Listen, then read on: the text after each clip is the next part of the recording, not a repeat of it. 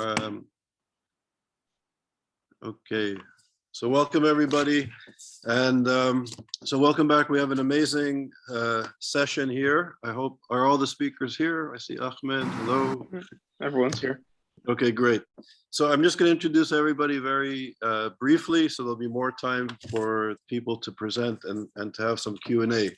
So it's really a privilege to have with us Dr. Ahmed Shaheed. Ahmed is the UN Special Rapporteur on freedom of religion or belief at the United Nations. He's also done really groundbreaking and vital work on issues of anti-Semitism and has played, I think, a crucial role in really opening up the United Nations finally to deal with issues of global anti-Semitism. So we're especially honored that you're here, Ahmed. And Ahmed is also a senior lecturer at the School of Law and Human Rights Center at the University of Essex here in the United Kingdom. His colleague, Professor Rosa Freedman, is also with us.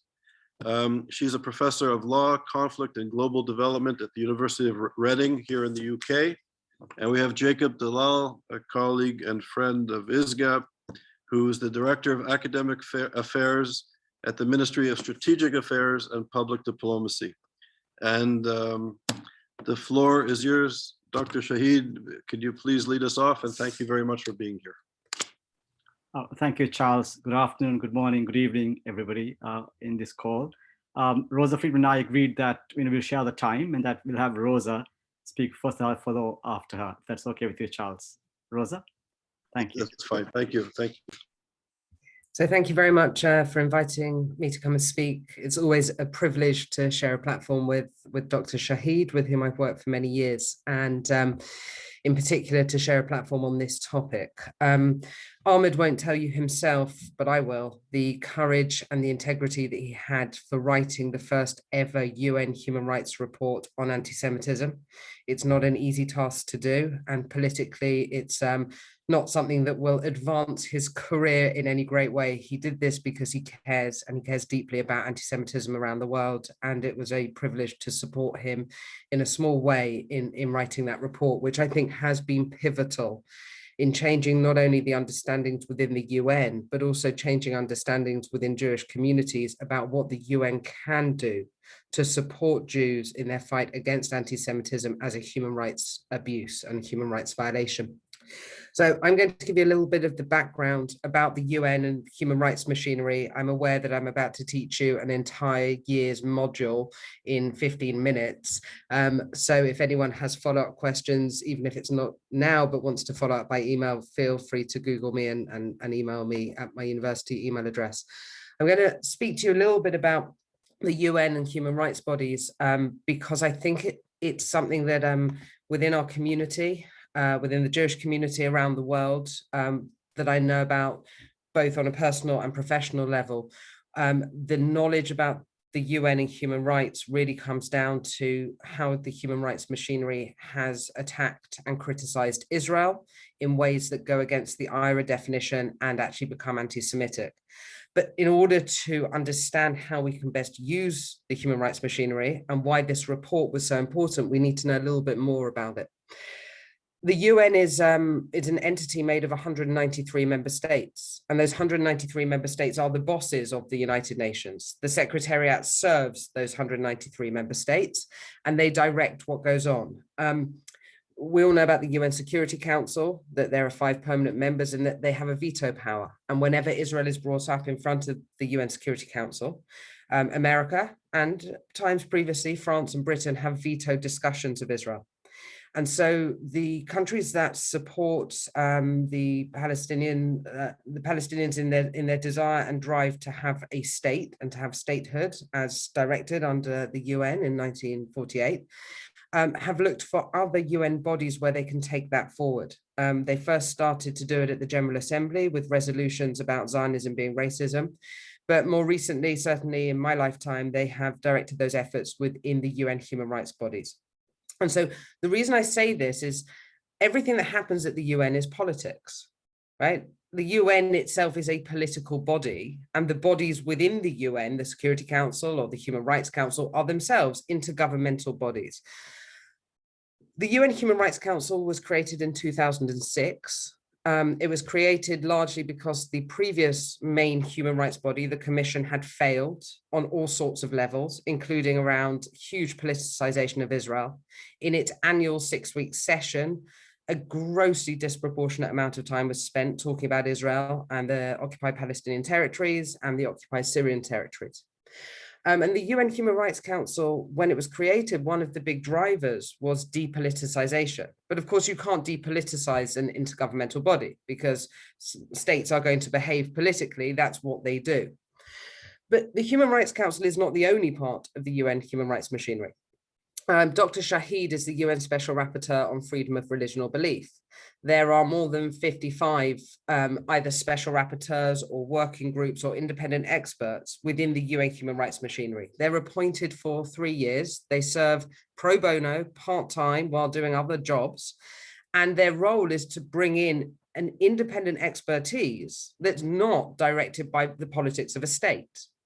They are not told what to do by their state or states of nationality, and they're not told what to do by the UN itself. And so they have a lot more freedom to go out and do fact-finding and investigations and to write reports, both on specific countries, but also on thematic issues.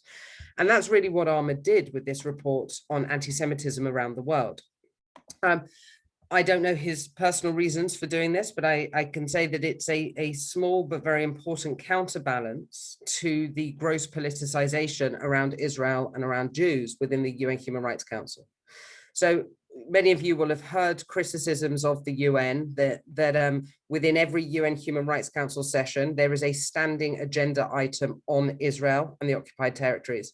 What you may not know is that this item, item 7, was initially put on as a standing item in the hope that that would confine discussions of Israel and Palestine to 2 days of each 4-week session, right? And that the hope was that by confining it to 2 days, that would leave room to discuss the very many other human rights violations that go on around the world. And just to make this very clear, Israel does commit human rights abuses. Every country commits human rights abuses, and Israel does have is occupying Palestinian land, but is not the only country that is an occupier.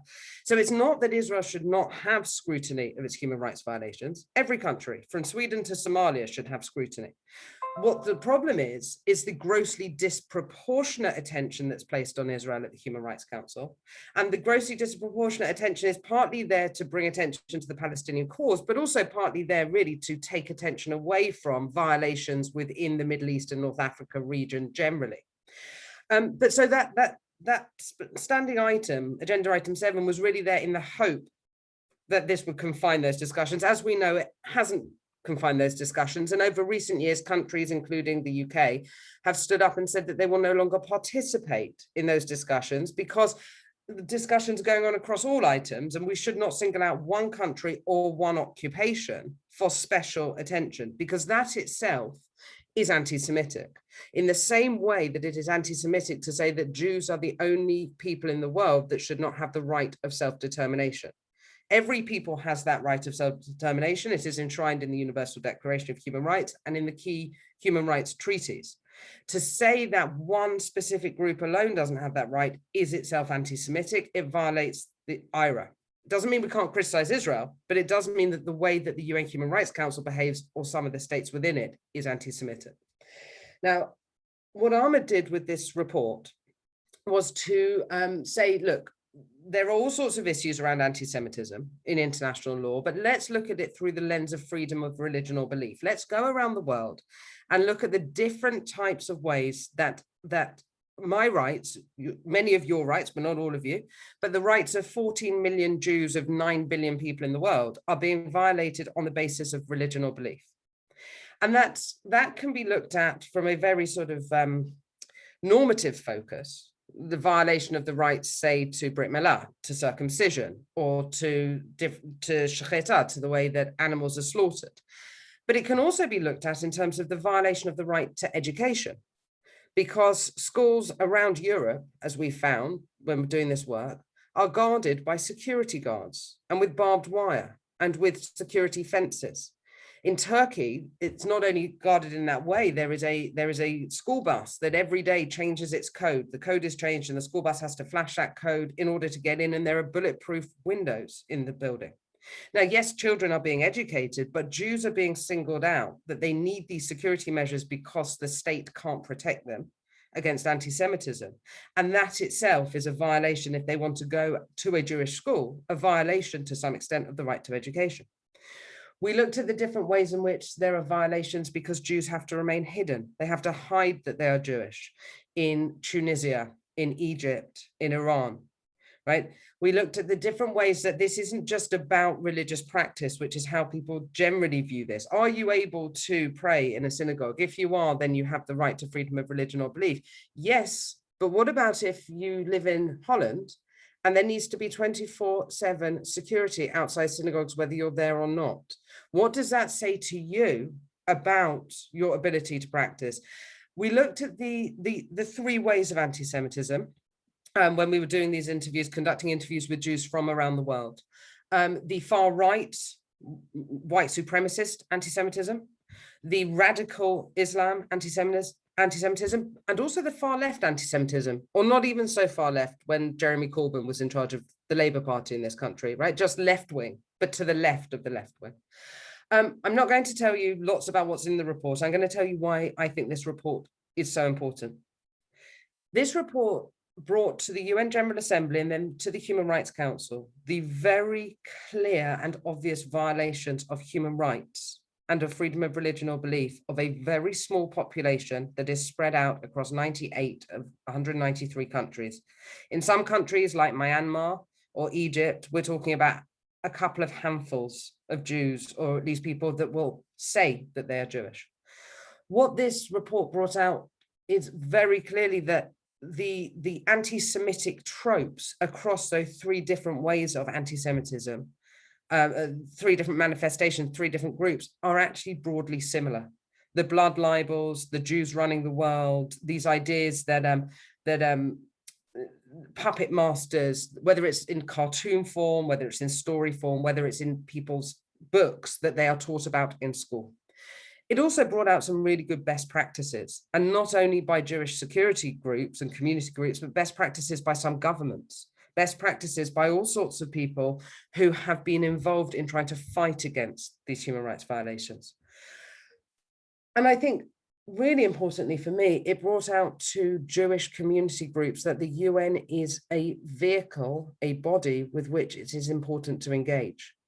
Because by Jews not engaging, by Jews not submitting complaints to different UN special rapporteurs, right? By Jews not bringing forward information about these human rights abuses to different treaty bodies or the UN Human Rights Council, all that is heard in the UN is one side. I've taken up my 15 minutes, Ahmed, so I'm going to hand it over to you. Thank you, Rosa.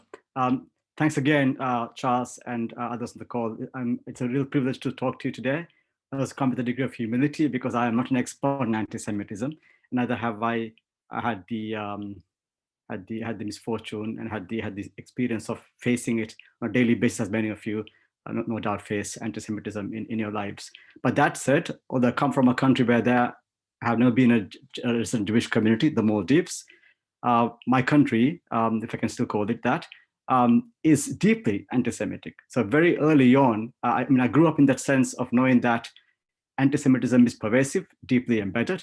And then when I took on the work as UN Special Rapporteur for Iran 10 years ago this week, I learned firsthand how the Jewish communities in Iran were faring, and of course, how the community has been almost decimated and the kind of indignities they're subject to on a daily basis in that country.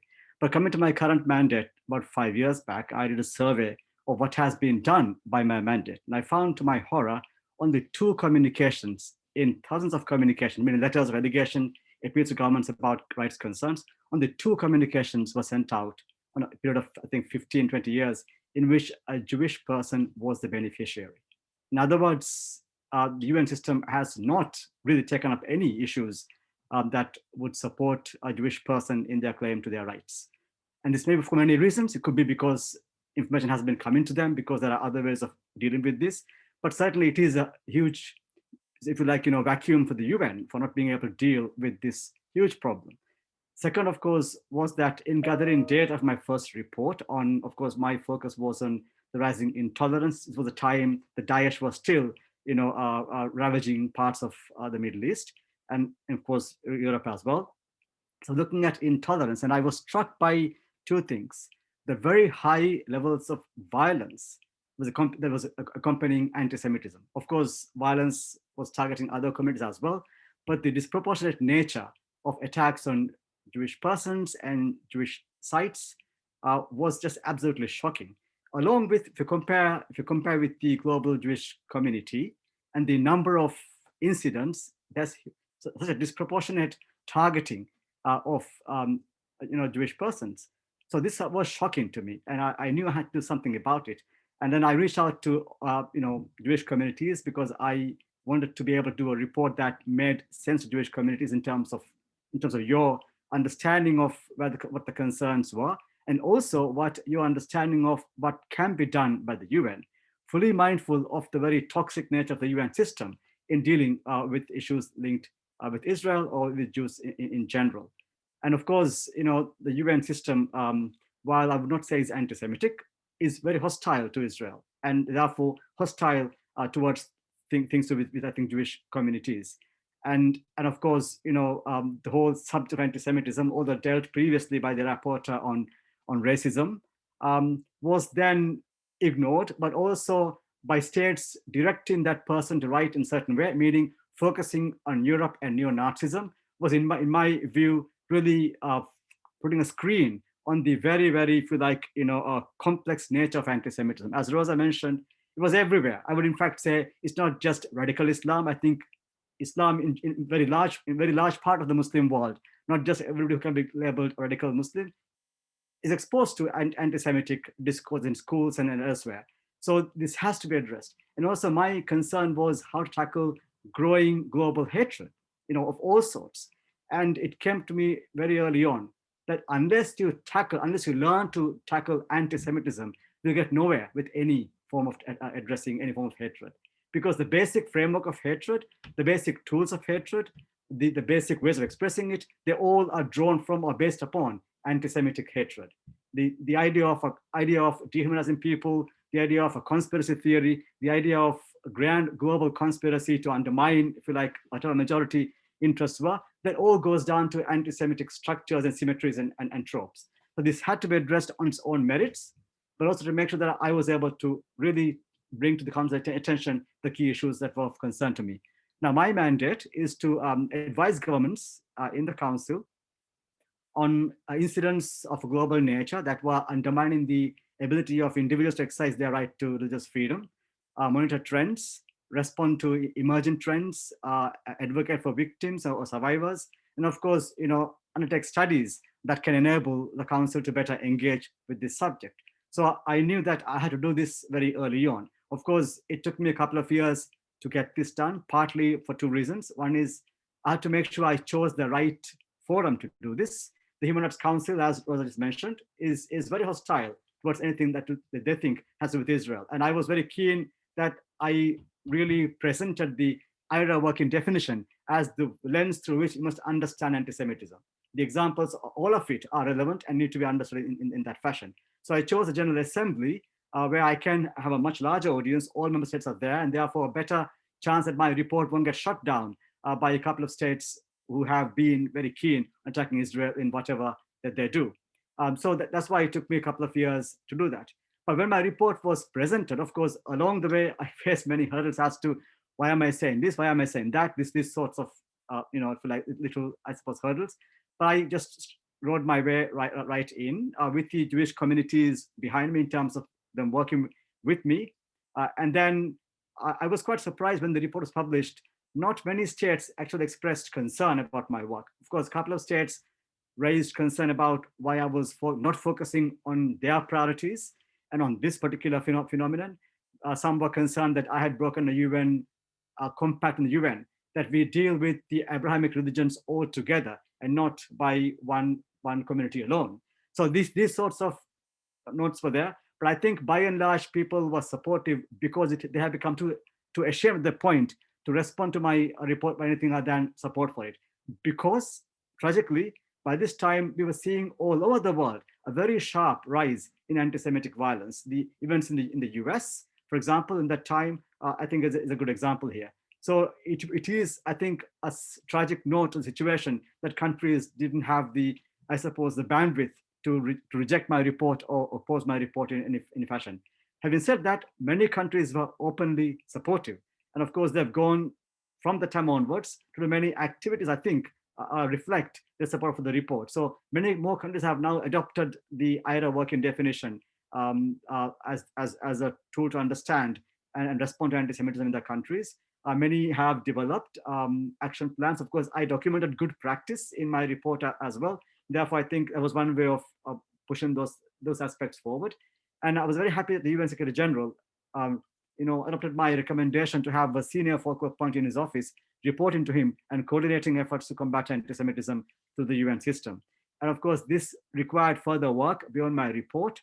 I went to the US, spoke with many Congress persons, and have them lobby on my behalf with the UN Secretary General on the importance of him responding to the report in a positive fashion. And that brought a very quick response from him, in which, by which he had this very senior official as his, focal point looking at this work.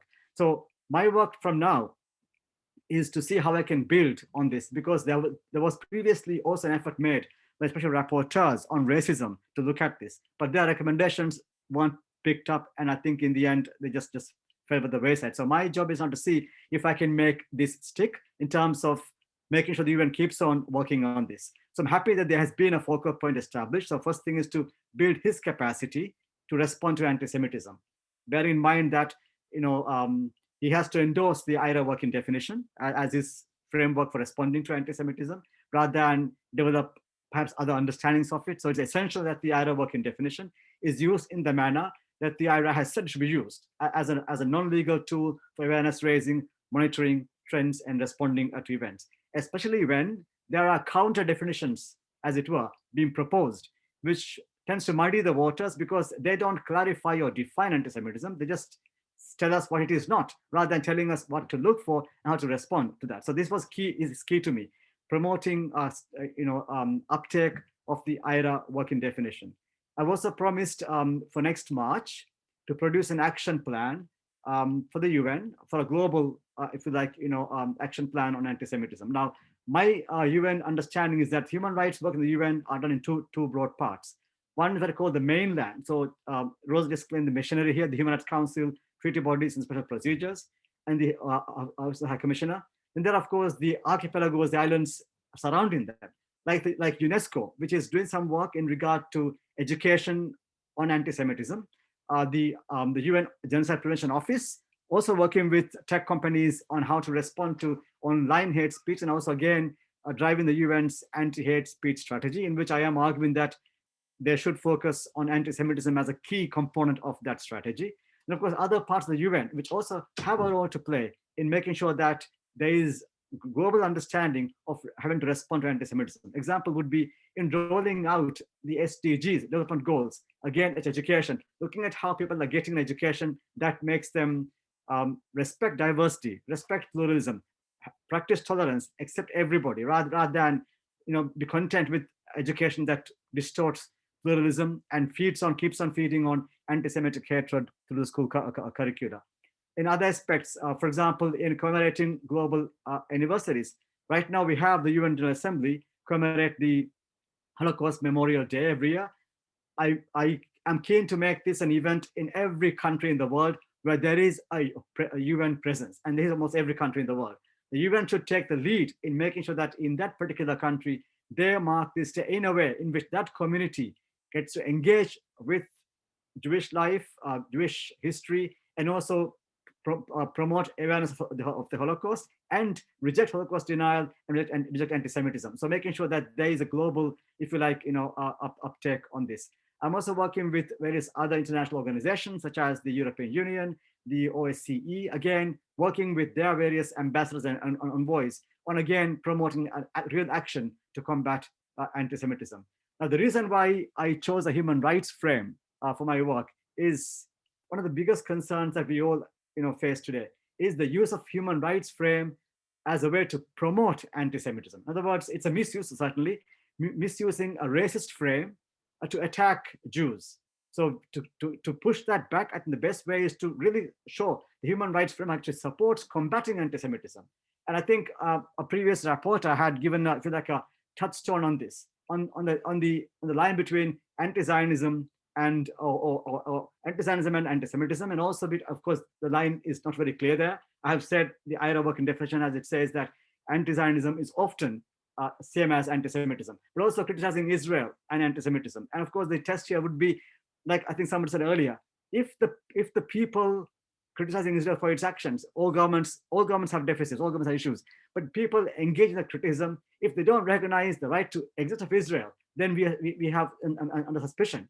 If the people who are keen to criticize the government doesn't recognize the right to exist as a state, then we have a deep problem with them.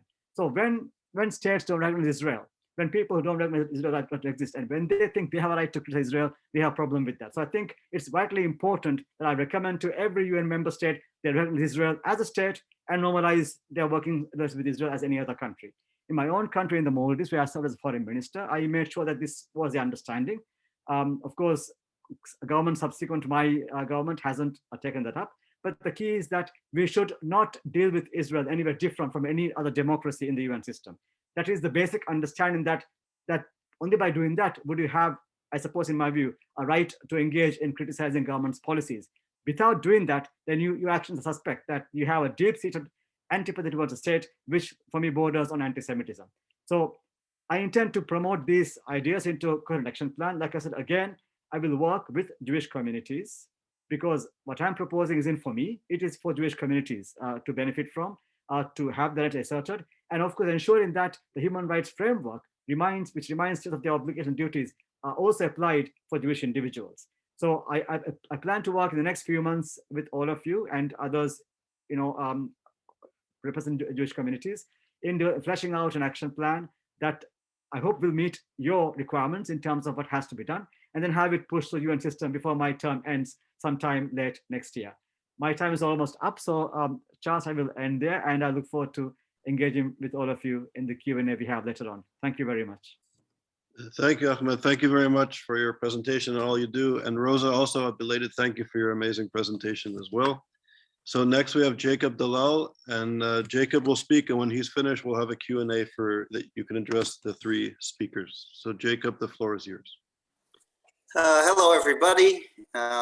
Thanks for being here. Thanks for having me.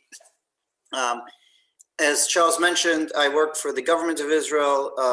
I work at the Ministry of Strategic Affairs, which deals with the issues around boycott, delegitimization, and the issue around Israel's sort of legitimacy. We are actually going to become part of the foreign ministry with the new government now. But I want to take the opportunity to give you sort of the perspective of the Israeli government from the angle of viewing this as an issue of, I wouldn't say national security, but of national importance. But before I do that, I just want to say it's a privilege to be in a session with Dr. Shaheed, and I want to thank you here from Israel for your report. It was thorough and deeply honest. And I think that Jews around the world feel that way, and we feel that way in Israel for sure. So the only thing that the main thing I have to add to the discussion is a nice little PowerPoint, so you can see a few pictures and enjoy some visual art. Oops, hold on one second. Okay. I will put this in. I'm going to go through this sort of briefly. Just let me get it into. There we go. Okay. So I'm going to go through this briefly. You've heard a lot of this. I'm sure certain in the course of this week. Dr. Shaheed has touched on a few points that I'm going to make.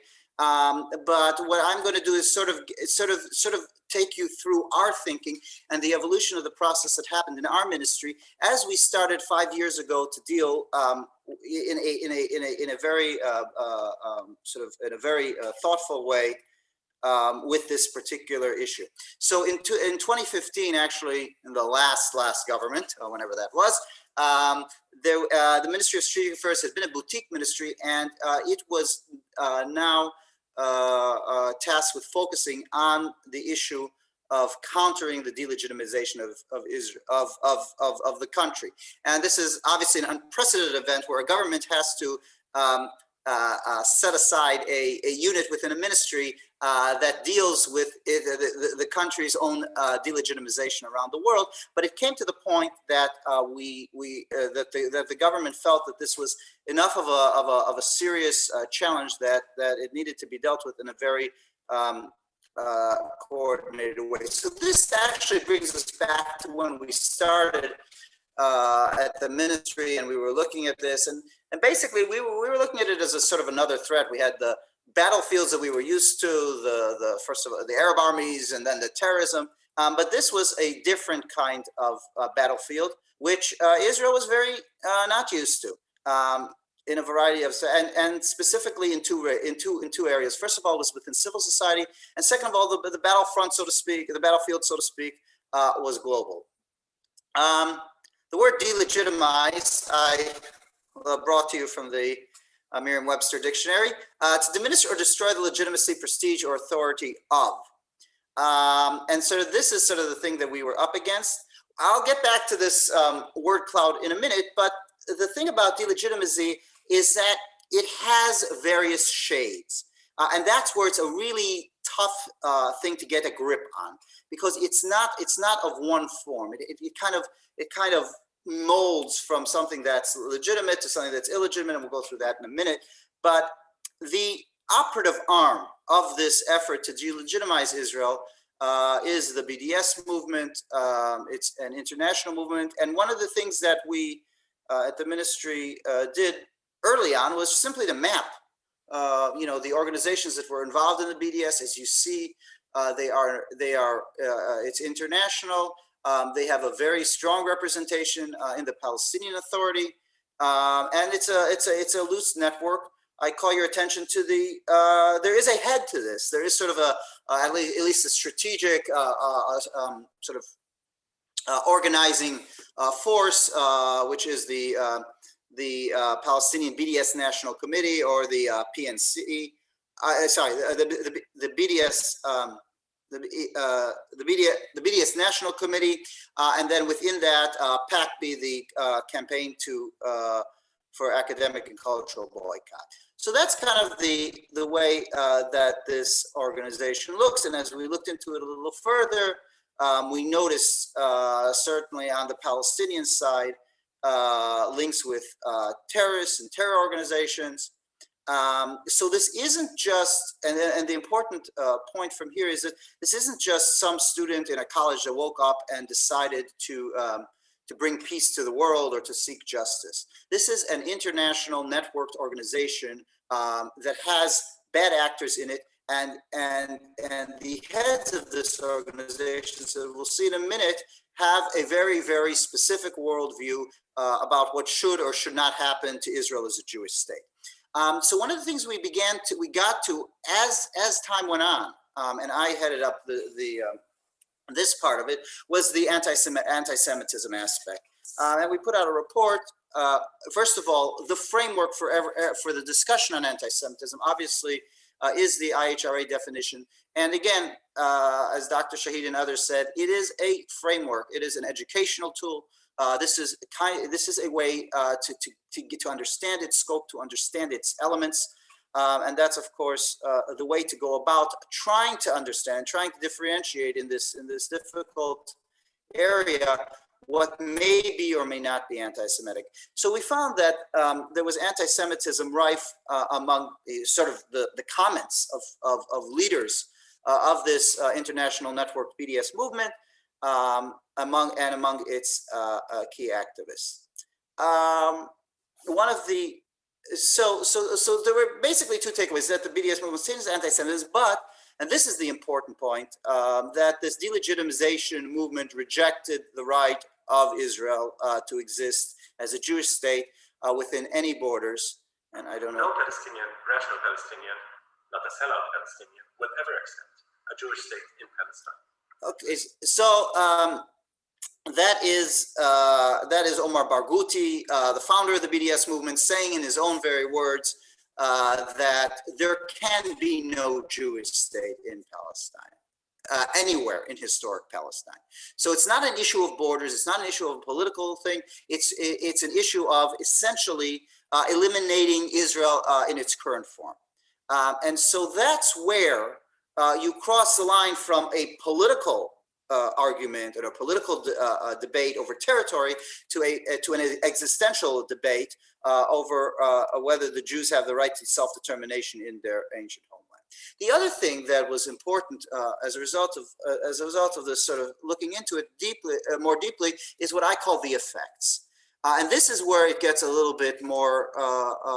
So this is not as obvious. You guys probably understand it a bit better, but this is not as obvious.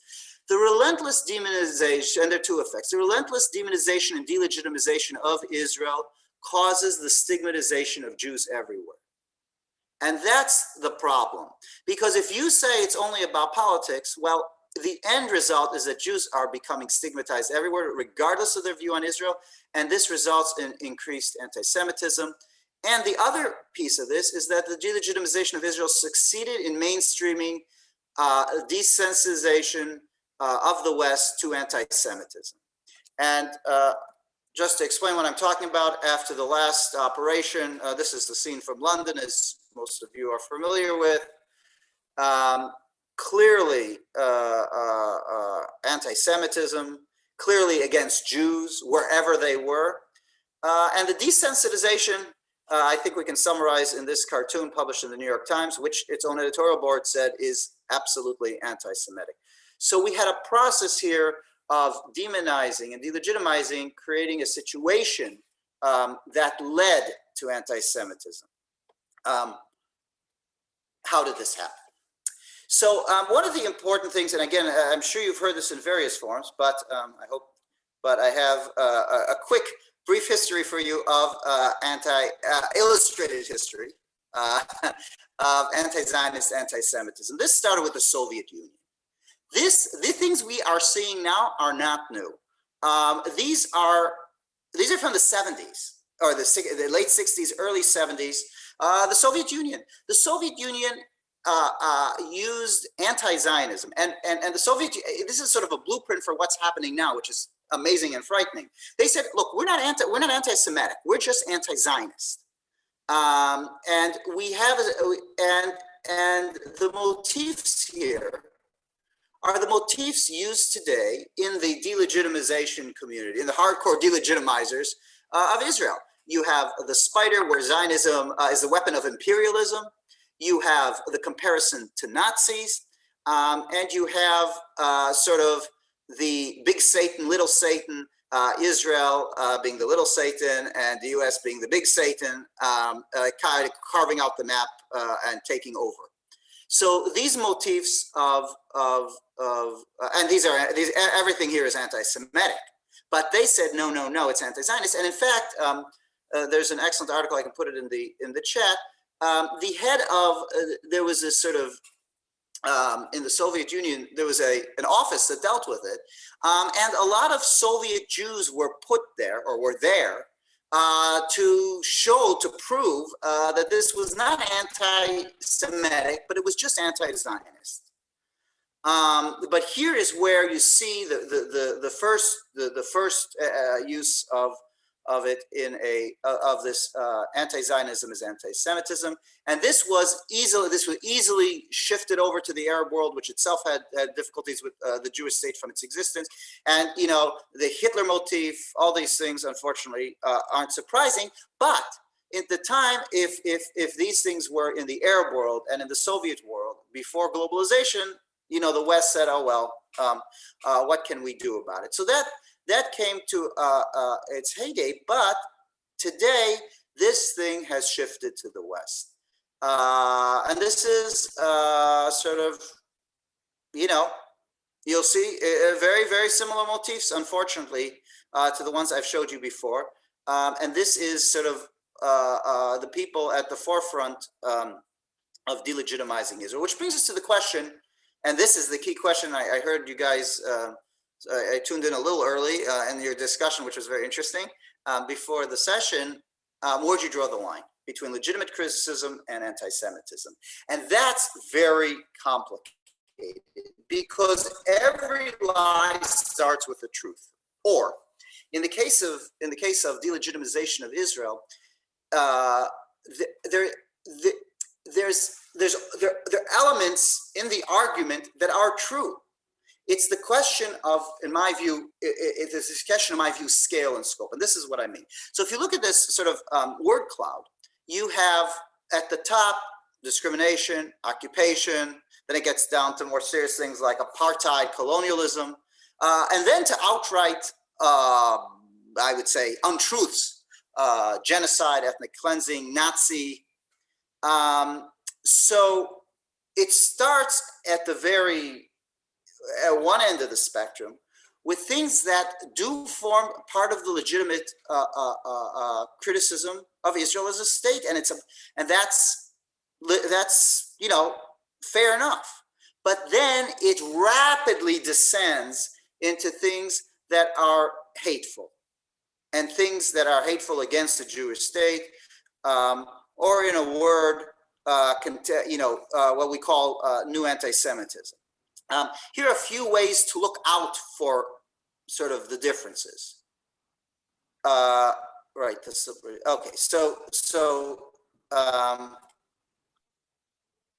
Right. Is the argument factually true or is it untrue?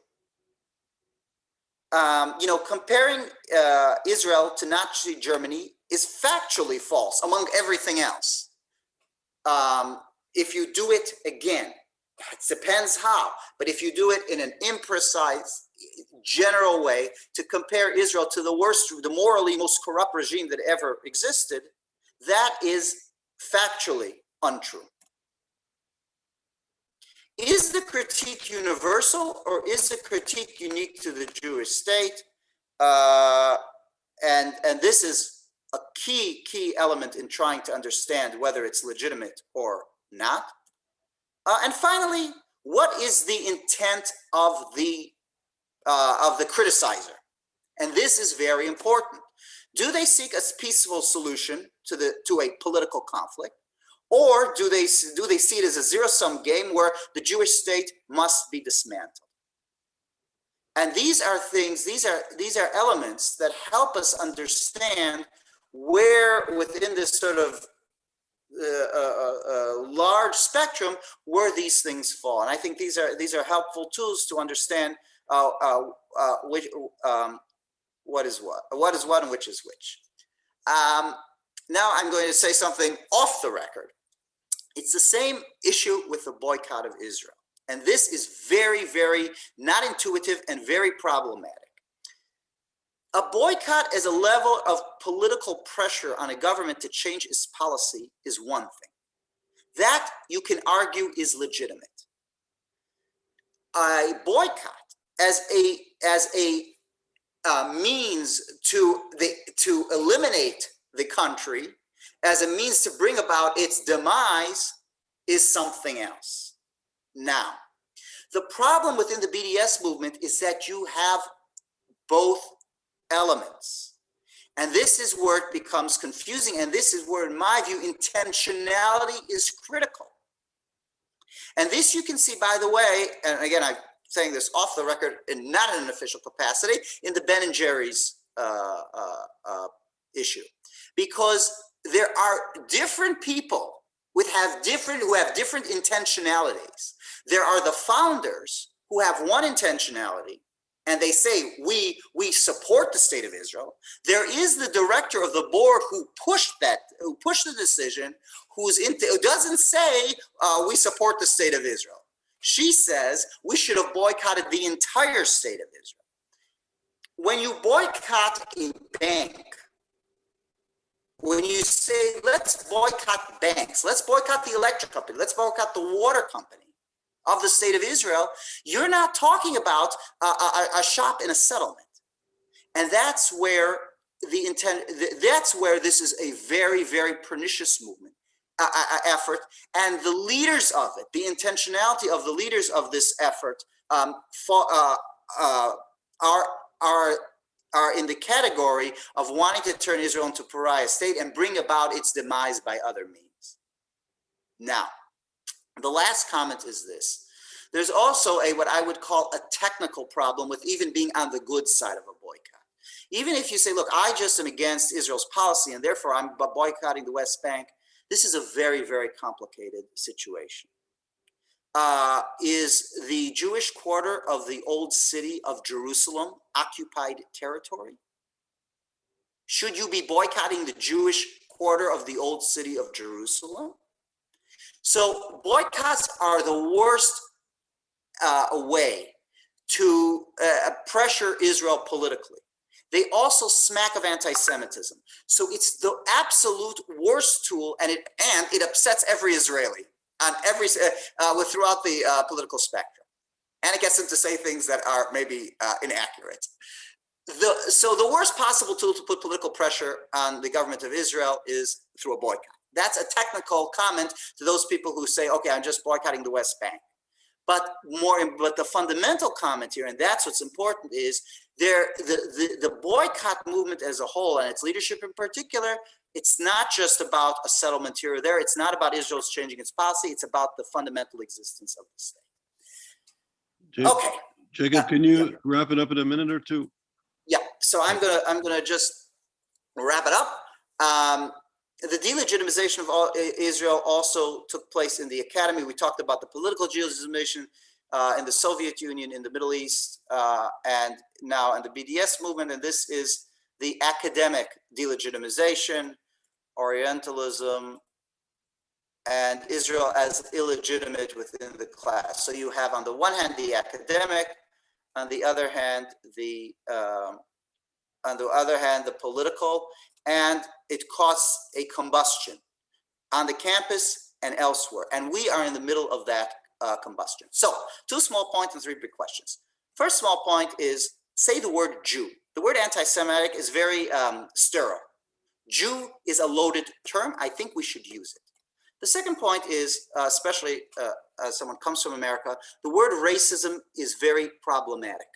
Don't use it, in my opinion, because racism in the American mind refers to Black America versus white America, slavery. There is no connection between these two things and the situation in the Israel-Palestine conflict or anything going on in Israel. Religious and ethnic discrimination is a better description, and that's common all across the world. The big question, and this is the heart of everything. Does Israel have the right to exist as a nation state of the Jewish people? The second big question is, whose interest does it serve? So scapegoating always serves someone's interest, and we should be pointing the finger at the people who do it. And in the case of the BDS movement and contemporary anti-Semitism, what do the people that are saying this have to gain? And they have to gain. And finally, all right, so Israel's problems are not like America's. And this blaming is sort of, we see again this trying to show how the evils of one big country are similar to the evils of Israel. Will this get worse? And the answer is yes, it will get worse in my view, unless there's a strong effort to push back, which brings us to the statement of Hillel the Elder. And this is totally relevant to the fight on anti-Semitism. If I now be self for me, it will be for me. If I'm only for myself, if I don't make allies, who am I? And if not now, when? Thank you. Thank you very much, Jacob. Thanks very much for an important presentation. And thank you, Rosa, Ahmed, as well. So now the floor is open for Q&A. And I encourage everybody, I can't fix the screen. Okay, I'm seeing some of the questions. So the first question, Kane, go ahead, and then Ruben. So my questions for Professor Freedman and Dr. Shaheed. The UN report that you found out whilst you were doing that investigation, you talked about that across the world there's Jews that hide the religion for fear of persecution. I think you gave Tunisia as an example, and I found that quite interesting. And I just wondered if the UN or any other body has like an estimated number for the number of Jews that hide the religion. Obviously, I know that's something that's really hard to try and find an estimated number of, but if this is just like a rough estimate. I think that the one, we don't have the data on how many. Dr. Shaheed can talk a lot about Iran and the Jews in Iran and how many tens of thousands there may or may not actually be.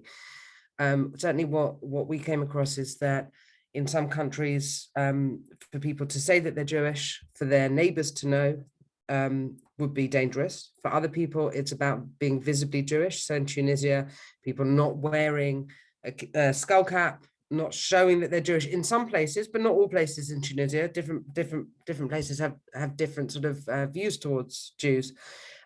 Certainly that there are places where so the hiding of being Jewish can be anything from your neighbors not knowing you're Jewish, your boss not knowing you're Jewish, to just not wanting to walk down the street and being visibly Jewish or having, a Star of David around your neck. What was interesting for me is that that's different in the differentiation in different countries. So some people might say, I think it was in Brazil, around people not wanting to show that they were visibly Jewish in universities because of the left-wing anti-Semitism, but then being absolutely fine with being visibly Jewish elsewhere. So it's not only about the country or even the part of the country, it can also be in the different settings where you're living your life. We don't have the data. I mean, even the data on who is a Jew is somewhere, the most conservative estimate, 14 million, and the biggest estimate, 23 million, depending on what you count as a Jew or who you count as a Jew. And I think there are big discussions around, and picking up on the point of the colleague that just spoke, around, is Judaism a race or a religion? And that's different in different settings. It's both and neither. But no, that data doesn't yet exist. So I'm sorry. Sorry, that was a long-winded answer, Kane, of saying no. If I may just respond, I don't think we would find accurate figures for any religious community or racial community, which way you want to see it, because of the ways in which people might not self-identify themselves, and of course also the right to privacy that they have in not disclosing either of this information.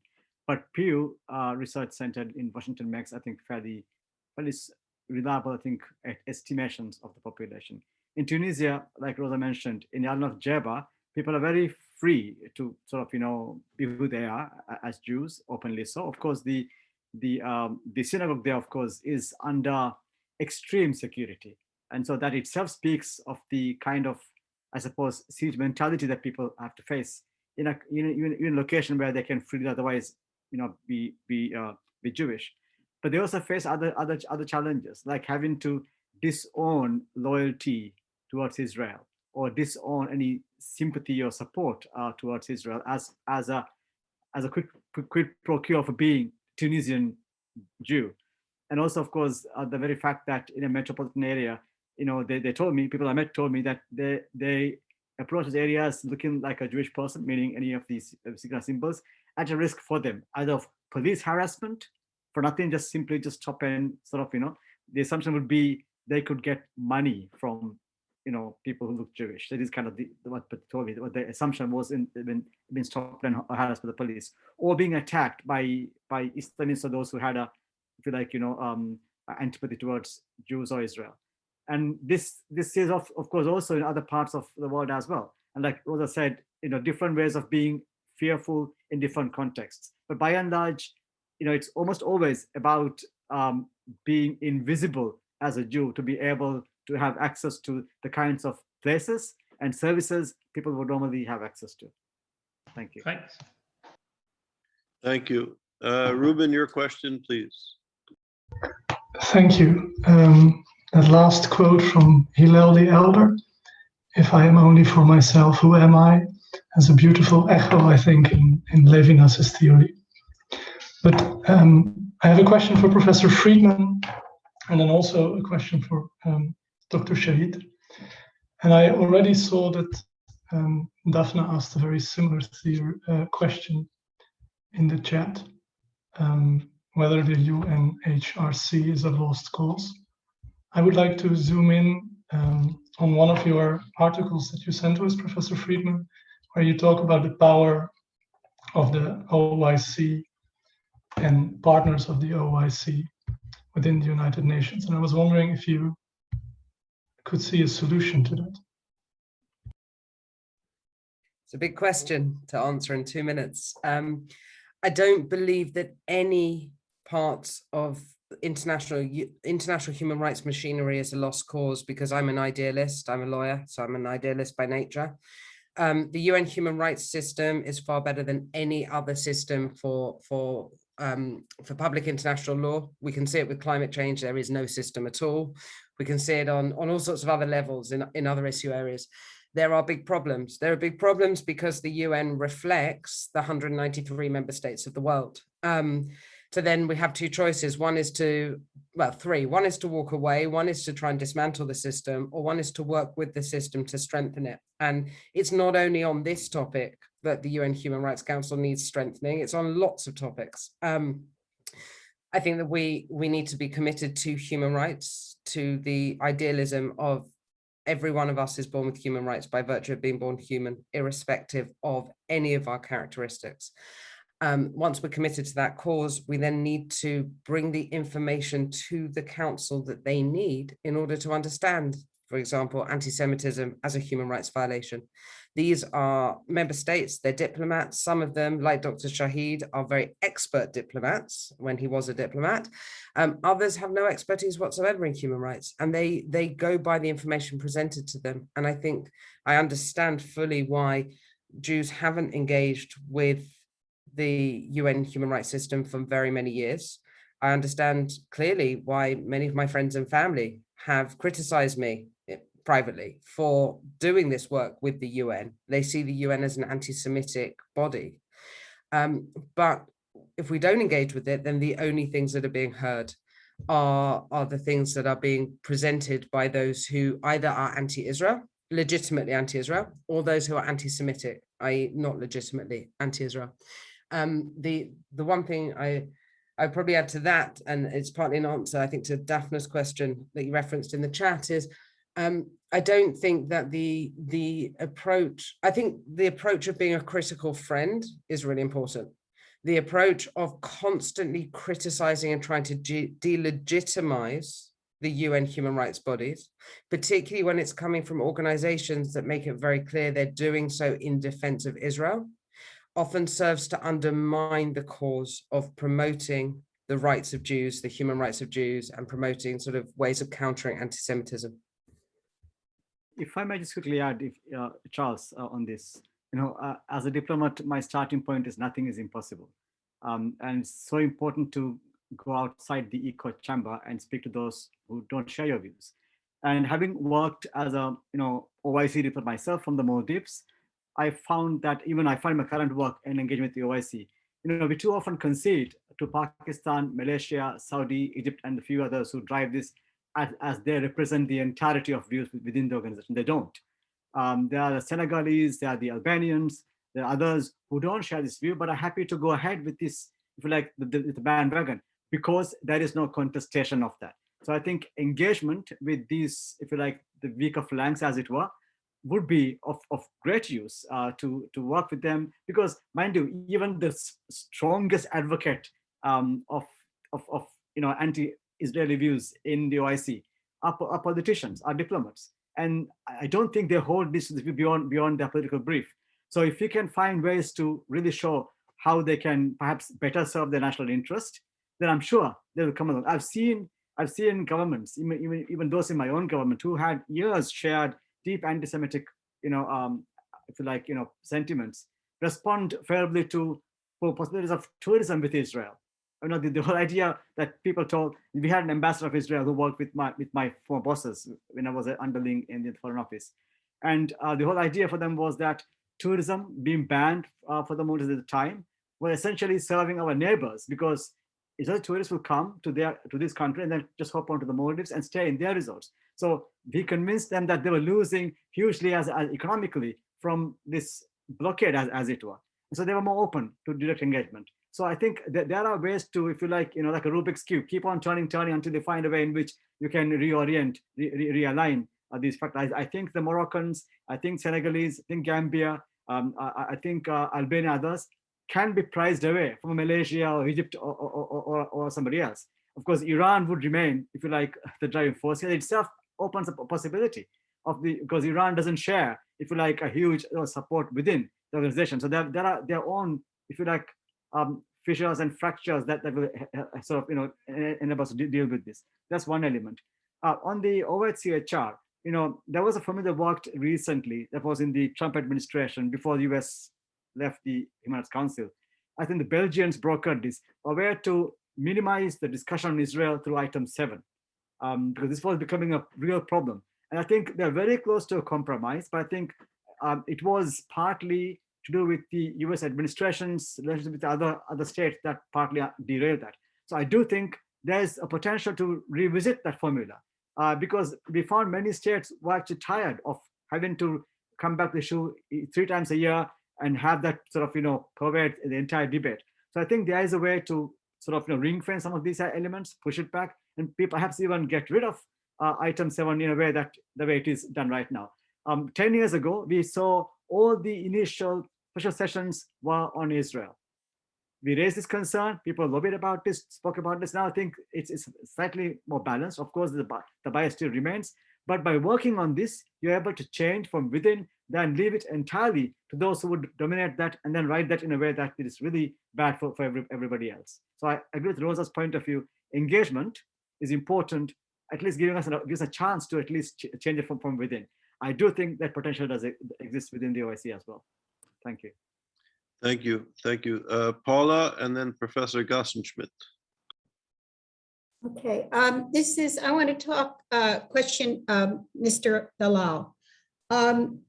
So when you say drawing the line, when you talk about scale and scope in criticizing Israel, that I think is key. I think, first of all, I want to say that I think your presentation should be made available at every university in the US, because this is precise. We don't have this, and it's quite powerful.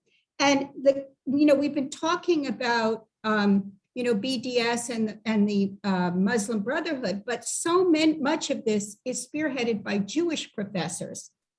We mentioned Judith Butler. There are several other Jewish professors. I mean, in every forum in which I find myself, the critical mass of people who are behind this criticism in the US are Jewish. So I wonder how Israel thinks about that. And then I wanted to talk about the Ben and Jerry's thing. I don't know if people saw in the Times today, there are 5 or 6 letters about the op-ed that Ben and Jerry wrote in support of boycotting the settlements. And all the letters, with the exception perhaps of one, are in support, and most of them are by Jews.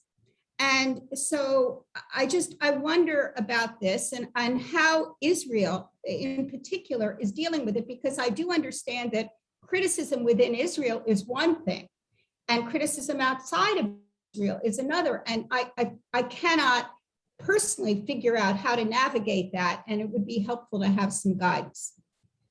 Okay, thank you. And I'm happy to share the PowerPoint through Ira with all of you.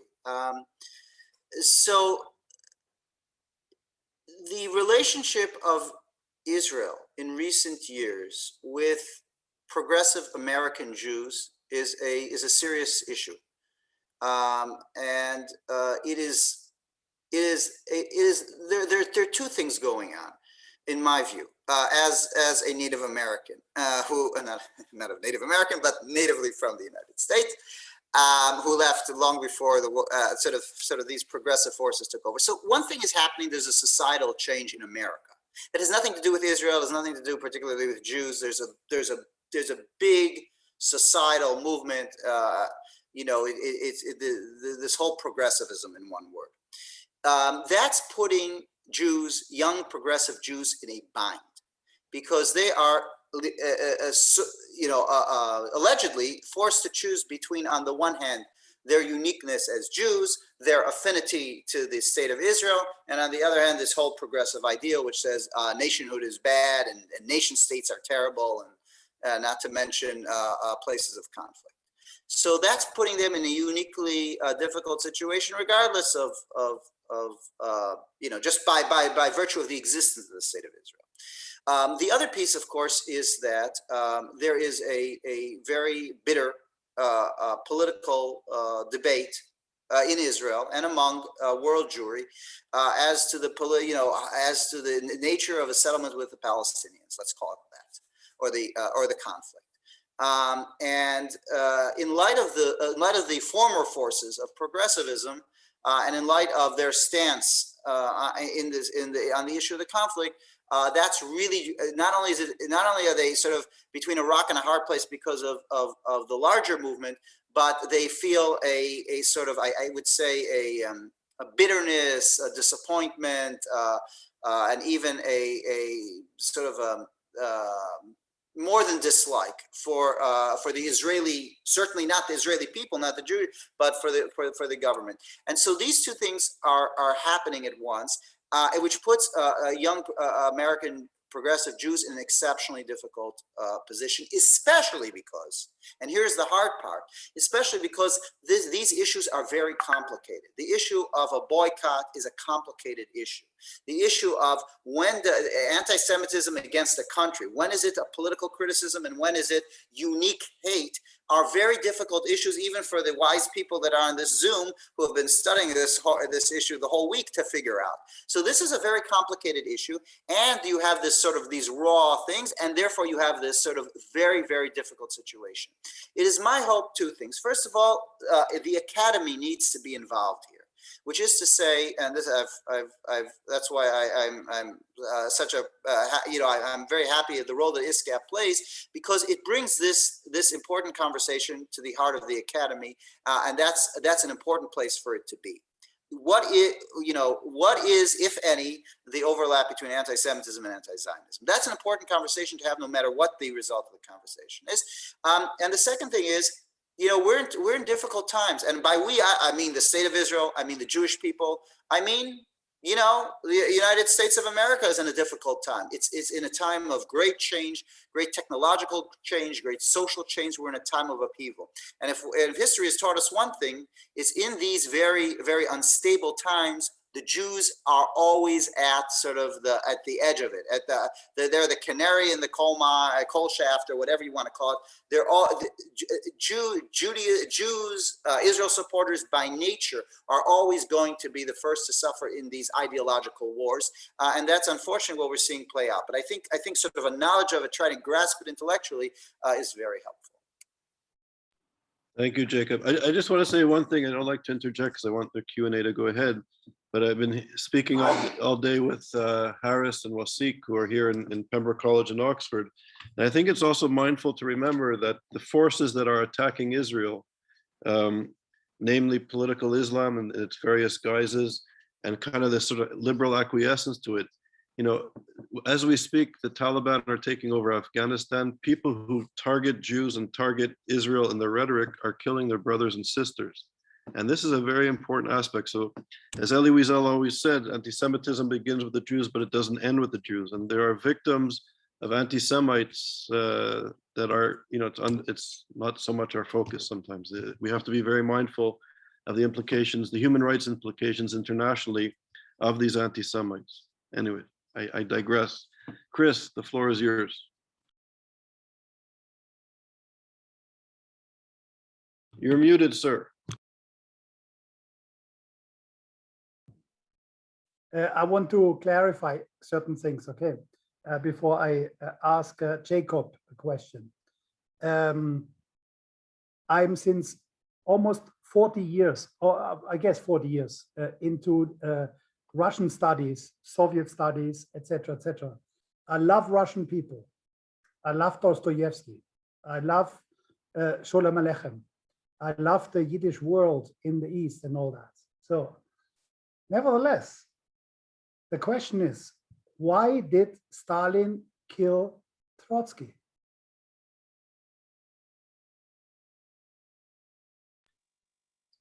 What was the ultimate motivation? And this is indicative for the left. That's indicative of the left in terms of anti-Semitism, etc., etc. That's what I'm getting at. Chris, do you have a specific question you'd like to ask? Yeah, I mean, well, I mean, okay, I make it more obvious. I mean, Stalin obviously hated Trotsky because he was a Jew. Okay, and that is something that not only because he was an intellectual and far superior to him, intellectually speaking, but he was a Jew, and that killed him.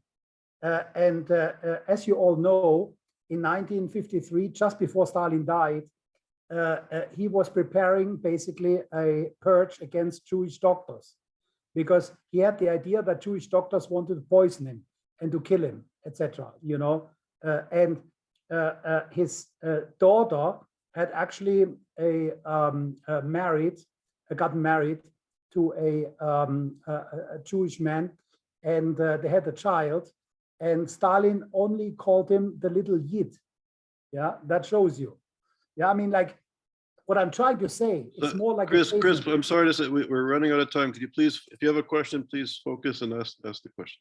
No, I mean, I'm just wanted to state that let's say, anti-Semitism on the left is a long-standing historical thing. You know, it's not just nowadays connected to anti-Zionism.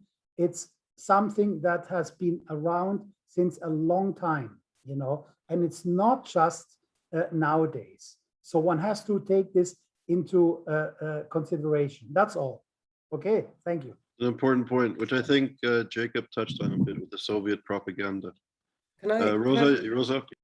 Can I just respond to that point with something that we learned from the research for our report, which is the left-wing anti-Semitism really came about after people on the left started thinking that religion was a terrible thing during the Enlightenment, right? So they needed to come up with some other way to hate Jews, not based on blood libels, but based on something else, on othering them in a different way, which is what I meant when I was saying that the tropes on all three corners of anti-Semitism, the triangulation of anti-Semitism, the tropes are the same.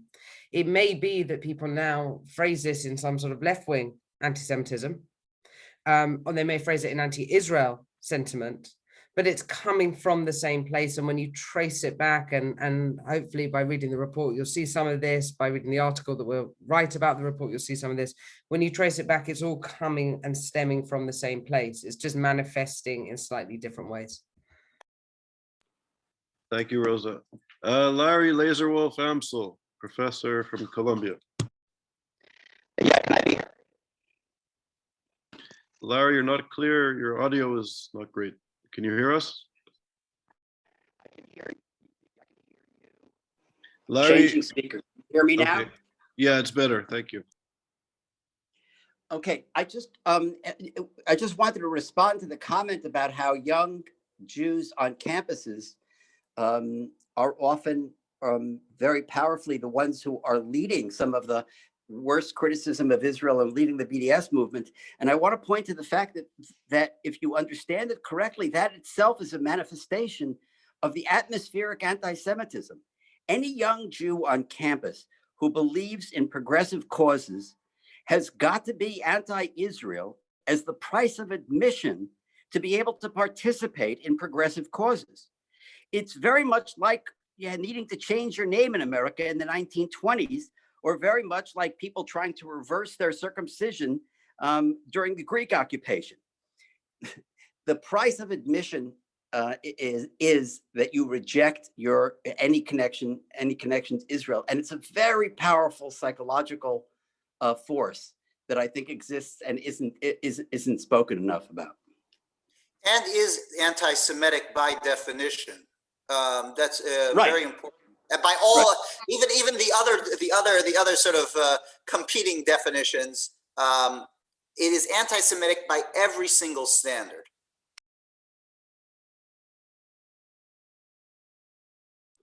Okay, thank you, Larry and Jacob. Ruben, you have another question? And if anybody else has another question or comment, please feel free to raise your hand. Yes, thank you. I have another question for Dr. Shaheed. in your recommendations you make in the report, you make 2 recommendations for the United Nations system. And one of them is a focal point for engaging with the Jewish community worldwide. Now, if I understood correctly what you entered, this Sorry, focal point has Ruben, I'm sorry to interrupt you. Your audio is not very clear. Can you maybe turn off your video and we'll give it more bandwidth to hear your question well? Maybe that will work. Of course. Is this better? Yes, it's better. Thank you. Perfect. So, as I was saying, you recommend in your report that there will be a focal point established for the Jewish community worldwide. And if I understood you correctly, you mentioned that this was already done, but that it was not clear yet whether this focal point would acknowledge the definition of anti-Semitism by the IRA. Is that correct and systematic? Right. The first point, yes, this focal point has been established, and he is the Deputy Secretary General, who is the head of the Alliance of Civilizations, former Spanish Foreign Minister. Now, of course, he has spoken about developing a definition of anti-Semitism, and has since come back from that and have spoken positively about the IRA working definition. What I said was there's a need to ensure that the UN does make a formal commitment to that definition, and then work on using the definition as it is intended to be, to for educational purposes, awareness raising, for monitoring, and so on. In a context in which there's recently been a competing set of, if you like, definitions, as it were. The Jerusalem Declaration is one example of this, which tends to, I think, muddy the waters here. So I said it was important that we engage with him to make sure that we build his capacity, his office's capacity, to work within the IRA working definition. That was a point that I was making. Yeah. Thank you. Okay, thank you. Are there any other comments or questions from anybody? So Ahmed, I have a question for you. It's interesting. We submitted a manuscript on anti-Semitism in the United States to a leading publisher, and it was rejected yesterday. And I think the book is actually quite strong. It will be published by another publisher. It's a very strong book. But one of the criticisms of the referees was that the articles put forth the IRA definition of anti-Semitism and did not engage a critique of the Jerusalem Declaration. And because they weren't engaging the debate in academia or in policy regarding the Jerusalem Declaration, the referees rejected the book. Could you speak to, and Rosa as well, to the impact that the Jerusalem Declaration is having on discourse and potentially policy? Yes, I'm not surprised by that. Well, no, I'm surprised by that reaction, because any academic look at what you were doing, the other working definition. If it doesn't engage with the other critics, can only say, well, engage with the critic, but not reject the book for not doing that. I mean, if there can be different views of how you address the issue, but surely rejection is quite a steep response to that. Now, I think the Jerusalem Declaration causes a lot of confusion for many. Number one, the fact that it carries the title Jerusalem Declaration coming out of, if you like, in Israel, as it were. Number two, a number of professorial bigwigs are on this. So those who don't want to actually look at carefully what's being said, take these two to be, okay, ticks 2 boxes here, and then are fairly inclined towards that. Number three, it sets up a straw argument. It works on the premise that the IRA working definition is designed to be a law, which it isn't. It says upfront it is not a law. The language is not of a law, and it makes very clear that these are it calls for a context-based assessment of frequent examples of what can become anti-Semitic, and of course many are, I think, ipso facto anti-Semitic. But again, even then it says in all of these cases there can be contexts in which they may not be so branded. It could be an academic discussion in a classroom, I suppose, but by and large, it's careful not to say it is to be translated into a law. Of course, some countries have tried doing that, which is, I think, a very short-sighted way of engaging with this working definition, and that would be, I think, counterproductive. because there are human rights obligations on states that both require them to work with the working definition, but also apply those limitations in using the definition in a legal context. So I think, by coming in that fashion, and of course, not saying what anti-Semitism is, it just creates more confusion. The earlier point about I think it was Chris who said about young Jews feeling the need to reject Israel as an entry ticket to the club, as it were. I think this is part of that. David Hirsch did a good critique of the Jerusalem Declaration, and one of his critiques was just this, that it appears to be a way to say, look, we want to join the, so to speak, the anti-racist narrative here, and the way we want to do this is by shedding, if you like, any loyalty to Israel, as it were. So for me, this was a political exercise, and also I think a disingenuous exercise, because it's a straw argument which then goes on to refute. So yeah, I'm surprised in that sense that an academic institution, academic reviewers have seen that not engaging with the Jerusalem Declaration was, if you like, sufficient reason to reject a manuscript, rather than suggesting ways in which you could, look at the subject in a more comprehensive fashion. Thank you. And may I add to that also, I'm an academic. If I get together with another group of academics and declare something, it doesn't have the same power and the same force, the same standing as if the UN has a declaration that's been voted on by states, or the IRA, which spent many, many years and many, many stakeholders came into it, right? Just because someone has a title in front of their name doesn't mean that they can declare something and it has the same kind of force or bindingness, right?